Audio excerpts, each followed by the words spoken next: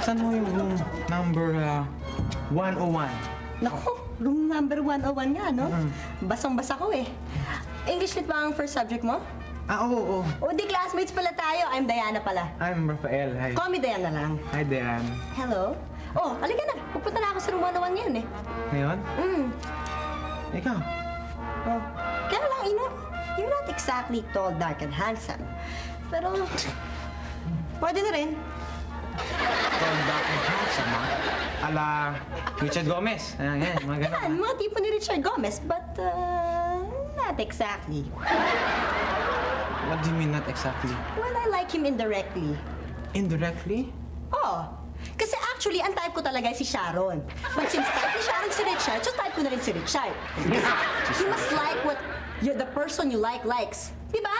Nakuha mo yung point ko? Hindi ba ganun dapat? Yung pag gusto niyang taong gusto mo ang isang tao, dapat gustuin mo rin.